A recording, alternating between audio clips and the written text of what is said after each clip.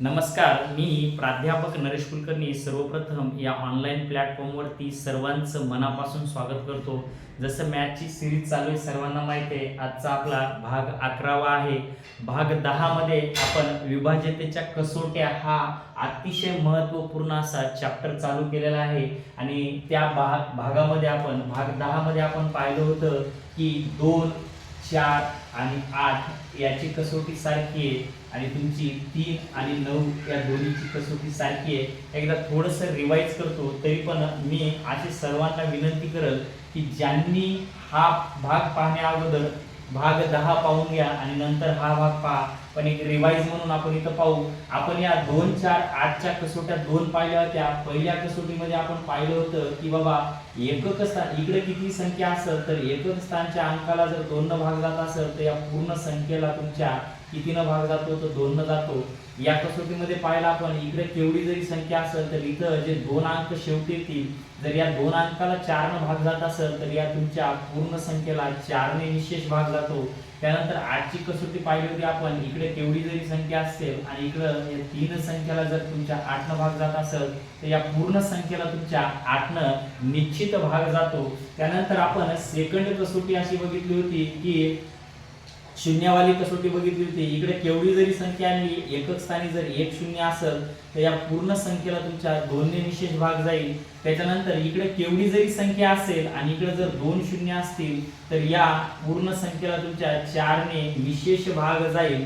त्याच्यानंतर इकडं केवढी जरी संख्या असतील आणि इकडे जर 3 असतील 3 शून्य असतील तर या पूर्ण संख्येला तुमच्या कितीनं भाग जाईल तर या पूर्ण संख्येला तुमच्या 8 ने भाग जाईल. या दोन कसोट्या आपण 2, 4, 8 याच्या बघितल्या होत्या.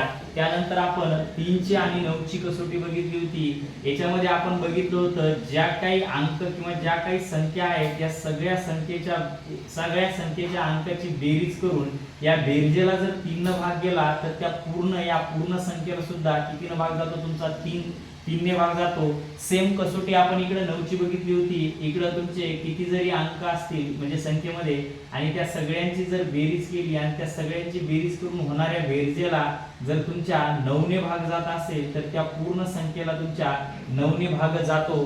ह्या 5 कसोट्या आणि याच्या सोबत आपण एक 5 ची कसोटी बघितली होती आणि 5 ची कसोटीमध्ये आपण बघितलं होतं की एकक स्थानी इकडे संख्या कोणती असो एकक स्थानी 0 किंवा 5 या दोन्हीपैकी जर एक अंक असेल तर या पूर्ण संख्येला तुमच्या कितीनं भाग जातो 5 न भाग जातो. हे आपण व्हिडिओ क्रमांक म्हणजे भाग 10 मध्ये बघितलेलं आहे. तर आज आपण याच्या पुढच्या कसोट्या शिकणार आहोत आणि बघा याच्या पुढची कसोटी आपली 6 ची कसोटी. 6 ची कसोटी. आता 6 ची कसोटी काय सांगते तर 6 ची कसोटी म्हणते ज्या संख्येला 6 ची कसोटी बघा 6 ची कसोटी म्हणते की ज्या संख्येला 2 ने व 3 ने भाग जातो 2 व 3 ने भाग जातो त्याच संख्येला म्हणजे निशेष भाग जातो तर त्याच संख्येला म्हणजे त्या पूर्ण संख्येला असं जातो 2 ने व 3 ने भाग जात असेल तर त्या संख्येला 6 ने ही निशेष भाग जातो. निशेष म्हणजे भाग बाकी काही उरत नाही निशेष भाग जातो निश्चितच जातो. जसं एक्झाम्पल आपण कुठलं घेऊ जसं मी इथं 2, 3, 2, 4, 5 आणि 6 हे एक्झाम्पल घेतलंय आणि तुम्हाला म्हणलं या एक्झाम्पल मध्ये आपल्याला 6 ने भाग जाते का हे चेक करायचंय तर तुमचं पहिलं काम आहे तुम्हाला 2 ची कसोटी चेक करायची आणि नंतर तुमचं काम आहे 3 ची. जर 2 ची कसोटी पास झाली तरच 3 ची करायची. 2 भाग जात नसेल तर 3 ची कसोटी चेक करायची गरज नाही. बघा आता इथं 2 ची कसोटी आपण कशी चेक करतो शेवटचा अंक 6 आहे त्याला 2 न निश्चित भाग जातो. याचा अर्थ या सगळ्या संख्येला कितीनं भाग जाणार आहे तुमच्या 2 न जाणार आहे. 2 ची कसोटी पास झाली तर आपल्याला आता 3 च्या कसोटीकडे जायचं आहे आणि 3 ची कसोटी मला माहिती आहे 3 ची कसोटी मी चेक करतो या 6 ला भाग जाते 6 कॅन्सल झाली किंवा सगळ्यांची बेरीज करतो किंवा काटाकाटी करतो. ते कालच्या व्हिडिओमध्ये शिकवले तरी आपण पाहू इथं 3 आणि 2 5 4 9 आणि 6 9 आणि 6 15 15 आणि 5 20 20 या संख्येला 3 न भाग जाणार नाही. याचा अर्थ 3 ही कसोटी पास झाली नाही. याचाच अर्थ तुमच्या 3 जर भाग जात नसेल तर याचाच अर्थ या संख्येला सुद्धा तुमच्या कितीनं भाग जाणार नाही, 6नं भाग जाणार नाही. पण जसं मी इथे 1 घेतलं तर आता पाहू आपण या संख्येला 6ने भाग जातो का. बघा पहिल्यांदा आता तुम्हाला चेक करायचंय की या संख्येला बाबा 2ने भाग जातो का. तर तुम्ही म्हणसाल सर निश्चितच या संख्येला तुमच्या 2ने भाग जाईल, कारण की एकक स्थानी किती आहे तुमचे 6 आहे.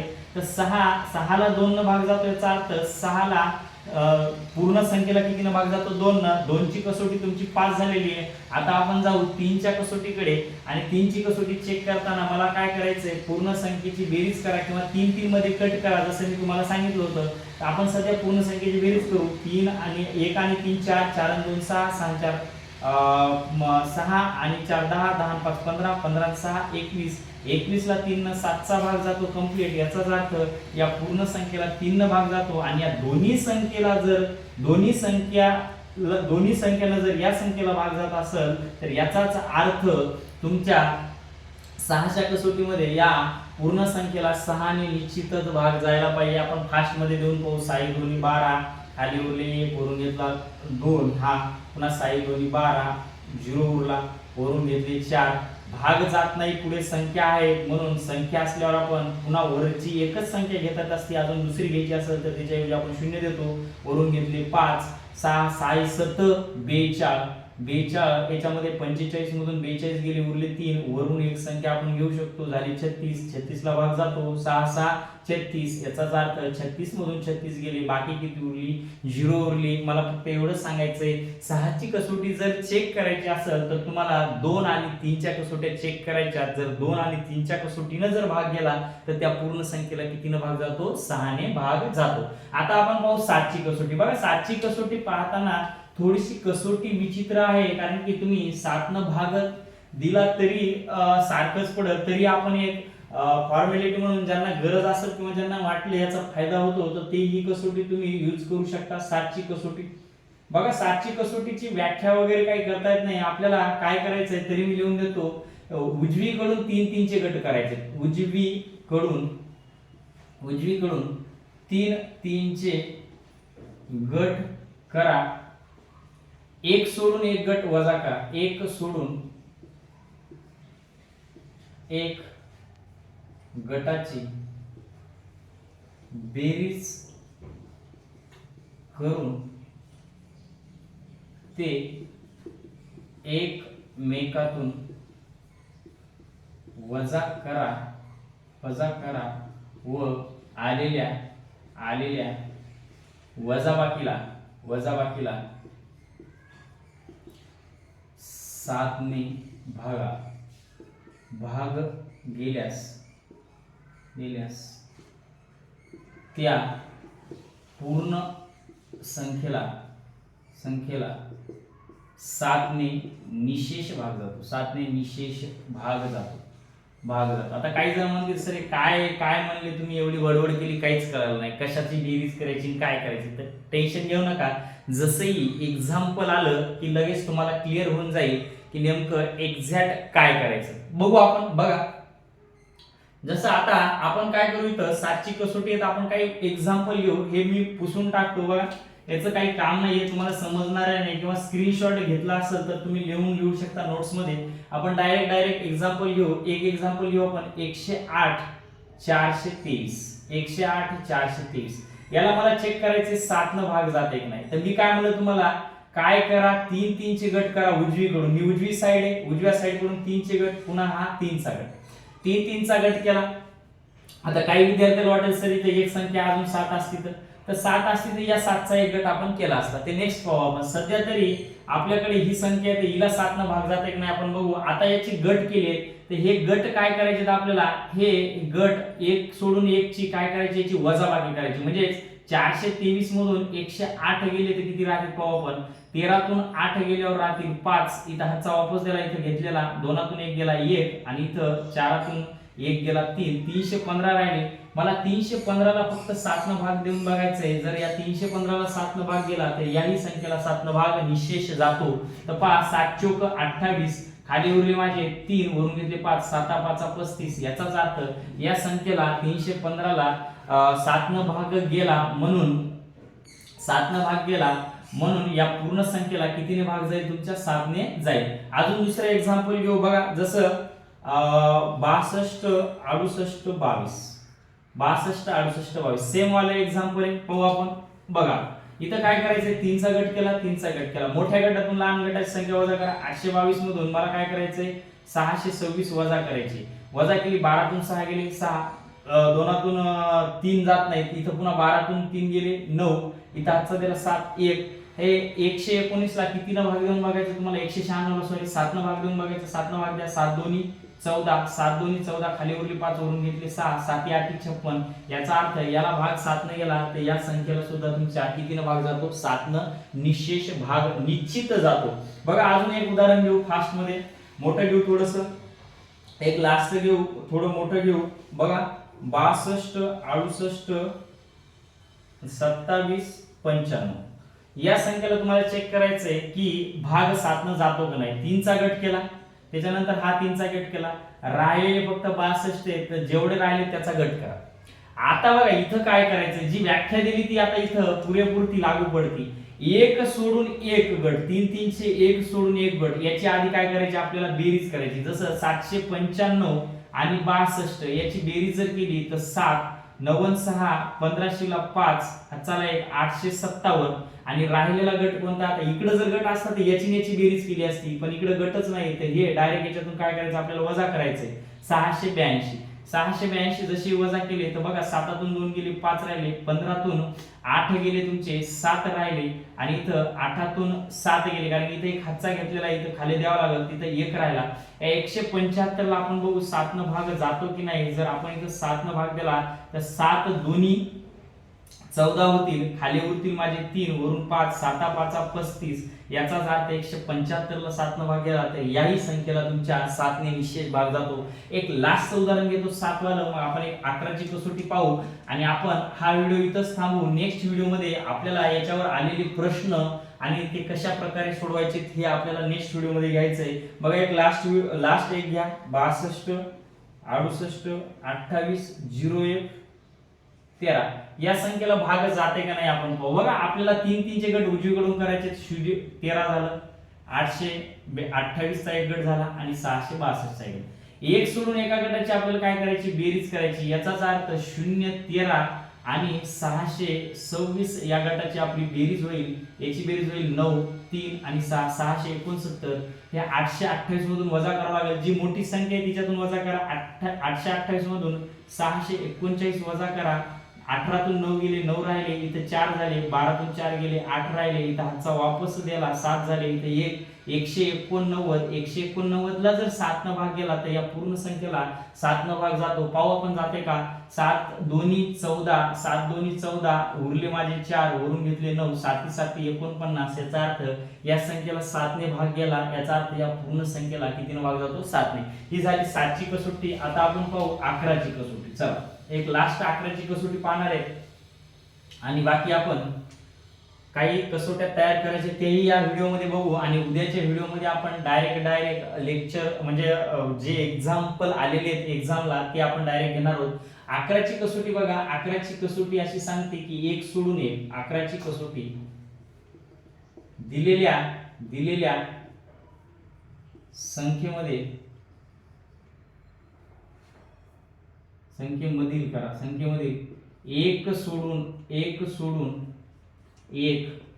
एक सोडून एक अंकाची काय करा, अंकाची बेरीज करा. आलेल्या दोन्ही बेरीज एकमेकातून वजा करा. आलेल्या वजाबाकी, आलेली असं करा, आलेली वजाबाकी ही 0 किंवा 11च्या पटीत असेल, 11च्या पटीत असेल तर त्या पूर्ण संख्येला कितीने भाग जातो, 11 ने भाग जातो. 11 ने भाग जातो. बरं आता हे सगळं दिलेलं आहे, पण हे कसं दिलेलं आहे आणि हे कसं करायचं हे आपण पाहणार आहोत. तुम्हाला जर लिहून घ्यायचं असेल तर 1-2 मिनिटांमध्ये तुम्ही लिहून घेऊ शकता किंवा स्क्रीनशॉट काढून घेऊ शकता.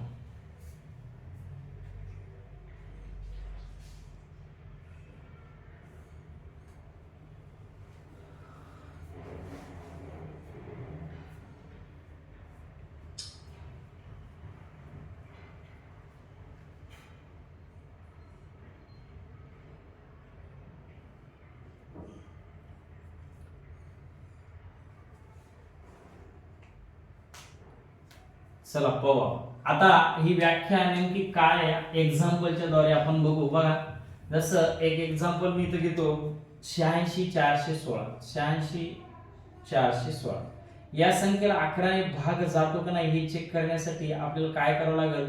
बघा, एक सोडून एक संख्या, थोडं 86,416 थोडं लांब लांब घेतो. याचा अर्थ आपल्याला थोडंसं चेक करायला सोपं जाईल. बघा, एक सोडून एक, इकडून एक सोडा किंवा इकडून एक सोडा, काही फरक पडणार नाही. जसं इथून एक सोडला तर पुन्हा एक अंक सोडायचा आणि याची काय करायची, बेरीज करायची. 8 म्हणजे कशाची बेरीज करणार, 8 + 4 + 6. आणि इकडे बघा, या दोन्हीची बेरीज करायची. इथं किती होईल तुमची, 6 अधिक किती होईल तुमची, 6 अधिक 1. तर या टोटलची बेरीज किती होईल तुमची, 8 आणि 4 12, 12 आणि 6 किती होईल तुमची 18. किती होईल तुमची 18. आणि या टोटलची बेरीज किती होईल तुमची 7. आणि ह्या आलेल्या बेरजेची काय करायची, तुम्हाला वजाबाकी करायची. जर याचा फरक असेल जे 0 किंवा 11च्या पटीत असेल तर त्याला निश्चितच भाग जाणार आहे. तर 18 मधून 7 गेल्यावर किती राहणार आहे तुमचे, 11 राहणार आहेत. आणि याचा अर्थ 11 या 11च्या पटीत आहे, त्यामुळं या संख्येला तुमच्या कितीने भाग जाणार आहे, निश्चितच 11ने भाग जाणार आहे. अजून एखादं उदाहरण आपण पाहू, मोठं बघू. जसं एकदम मोठं घेतो, एकच घेतो. बघा, तुम्हाला इथून समजून येईल. 98, 61, 98, 257. बघा, या स्वरूपाचं उदाहरण आहे. या उदाहरणाला 11 भाग जातो का नाही हे आपल्याला चेक करायचंय. तर आपलं काम आहे की एक सोडून एक या अंकाची काय करायची, आपल्याला बेरीज करायची आणि आलेल्या बेरजेतून काय ती वजाबाकी करायची. ती जर 0 किंवा 11च्या पटीत असेल तर त्या संख्येला निश्चितच कितीनं भाग जाणार आहे, 11 जाणार आहे. बघू आपण. 7, 2, त्याच्यानंतर 9, त्याच्यानंतर 1 सोडला 6, त्याच्यानंतर 1 सोडला 9. याची बेरीज आपण करून घेऊ. जसं की बघा, इथं वर करतो म्हणजे तुम्हाला दिसत. बघा, इथं 9 अधिक 6 अधिक 9 अधिक 2 अधिक 7 याची बेरीज होईल. त्याच्यानंतर तुमचे बघा 5, 8, 1 आणि 8. याचाच अर्थ खाली कशाची बेरीज होईल, 8, त्याच्यानंतर हा 1, त्याच्यानंतर हे 8, त्याच्यानंतर हे 5 याची बेरीज होईल. ते बेरीज करून घ्या. पहा, 99, 18, 18 आणि 2 20, 20 आणि 7 27, 27 आणि 6 33. किती आली बेरीज, 33. याची बेरीज करा. 8 आणि 8 16, 16 आणि 1 17, 17 आणि 3 20 आणि 2 22. याची बेरीज आली तुमची 22. बघा, याच्यातून जर वजा केलं तर हे सुद्धा तुमचं 11 उत्तर आलंय. आणि 11 आहे तर 11 हे 11च्या पटीत आहेत. मग 11च्या पटीत 22 येऊ, 33 येऊ, त्याची वजाबाकी ही जरी आली तरी चालेल, किंवा याची वजाबाकी यायला पाहिजे तुमची 0. या दोन्हीपैकी एक आली तर याचा अर्थ निश्चितच या संख्येला कितीने भाग जायला पाहिजे, 11ने जायला पाहिजे. बघा, कसोट्या सगळ्या झालेल्या आहेत. आता काही कसोट्या आपल्याला मिक्स करून वापरायच्या आहेत. त्या कसोट्या 1-2 मिनिटांमध्ये तुम्हाला सांगतो आणि नंतर आपण याच्यावर एक्झाम्पल घेणार आहोत. ते एक्झाम्पल आपण नेक्स्ट व्हिडिओमध्ये टाकणार आहोत. बघू आपण. बघा, जसं की तुम्हाला जर 12ची कसोटी चेक करायची असेल तर तुम्हाला 2 चेक करावे लागतील. 3 गुणिले 4, 3 चोक 12, 3 गुणिले 4. बघा, आता हे फोडलंय कसं, जसं की 88 ची कसोटी चेक करायची. मी म्हणलं एखाद्या संख्येला 88 न भाग जाते तर त्या संख्येला निश्चितच तुमच्या 8 आणि 11 न भाग जायला पाहिजे. 8, 11, 88. आता हे एकमेकाचे सहमूळ आपण म्हणू शकतो. एकमेकाची कशी आहे, सहमूळ संख्या. सहमूळ म्हणजे काय, की ज्याच्यामध्ये फक्त एक सारखा डिवायजर किंवा एकानच भाग सारख्यानं कॉमन जातो, एकच कॉमन असतो, त्याला आपण काय म्हणतो, सहमूळ संख्या. जसं की 8 चे जर तुम्ही फॅक्टर पाडले तर तुम्हाला बघा 1 न जातो 8 ला भाग जातो, त्याच्यानंतर 2 न जातो, त्याच्यानंतर 4 न जातो, त्याच्यानंतर तुमच्या 8 न जातो. 11 ला जर बघितलं तर 11 ही मूळ संख्या आहे, प्राईम नंबर आहे, 1 न आणि 11 न जाईल. याच्यामध्ये जर तुम्ही बघितलं तर कॉमन एकच आहे. जवळपास होईल तोपर्यंत तुम्हाला अशा संख्येमध्ये त्यांचं रूपांतर करावं लागेल. मग आता तुम्हाला चेक करावं लागेल 8 न भाग जाते का 11 न. आणि 8 ची कसोटी पाहिली आपण, 11 ची पाहिली. जसं 77 जर घेतले तर कशी फोड करसाल, तर तुम्ही 7 गुणिले 11ची फोड करसाल. 7 न बघावं लागेल आणि 11 न बघावं लागेल. जसं अजून आपण जर 72 घेतले तर 72ची फोड कशी करणार, 8 गुणिले 9, 8 9 72, 11 7 77. तर 8 न आणि 9 न ज्या संख्येला भाग जाते तर निश्चितच त्या संख्येला किती न भाग जात असेल, 72 न जात असेल. ज्या संख्येला 8 न आणि 11 न भाग जाते त्या संख्येला 88 या संख्येला सुद्धा निश्चितच भाग जात असेल. मग एमपीएससी न प्रश्न विचारला होता की खालीलपैकी कोणत्या संख्येला 72 या संख्येला भाग जात नाही, याचा अर्थ 3 पर्यायी भाग जाणारे होते आणि एक पर्यायी भाग न जाणारा होता. तर तिथं 72 न त्याला भाग देऊन बघणं पॉसिबल नव्हतं, त्याच्यामुळे तुम्हाला तिथं कसोट्याचाच वापर करावा लागणार होता. आणि अशाच स्वरूपाचे गणित जे एक्झाम मध्ये आलेले आहेत तर त्या स्वरूपाचे गणित आपण नेक्स्ट व्हिडिओ मध्ये घेणार आहोत. त्यामुळं याच्या अगोदरचा व्हिडिओ पहा, हाही पहा आणि येणारा तर निश्चितच तुम्हाला पाहावा लागेल, कारण की त्याच्यावर एक्झाम्पल आपण घेणार आहोत. आणि व्हिडिओ आवडल्यास नक्की शेअर करा, लाईक करा आणि सबस्क्राईब करा. तुमच्या एका लाईकमुळं मला नवीन व्हिडिओ बनवण्यासाठी प्रोत्साहन मिळतं. आणि जर तुम्ही शेअर केलं, जर सबस्क्राईब वाढले तर आपली ही सिरीज आपण कंटिन्यू चालू ठेवणार आहे. आणि आपण एकच मॅथची सिरीज नाही तर आपण याच्या सोबत सोबत बुद्धिमत्ता असेल, मराठी असेल, जीएस असेल, असे प्रत्येक टॉपिकचे सिरीज वाईज आपण सगळे टॉपिक वाईज म्हणजे सिरीज मध्ये सगळ्याच सब्जेक्टचे टॉपिक वाईज लेक्चर आपण अपलोड करणार आहोत, जेणेकरून ज्यांना क्लास लावणं शक्य नाही किंवा फी भरणं शक्य नाही किंवा संभाजीनगर किंवा कुठेही शहरात येऊन त्यांना क्लास लावणं पॉसिबल नाही, अशा विद्यार्थ्यांचा निश्चितच आणि पूर्णपणे सिलेबस तुमचा कव्हर होईल आणि एक्झाम क्रॅक करायला नक्कीच याची खूप मदत होईल. त्यामुळे नक्कीच शेअर करा, सबस्क्राईब करा आणि लाईक करा. भेटू लगेचच आपल्या पुढच्या व्हिडिओमध्ये. तोपर्यंत धन्यवाद.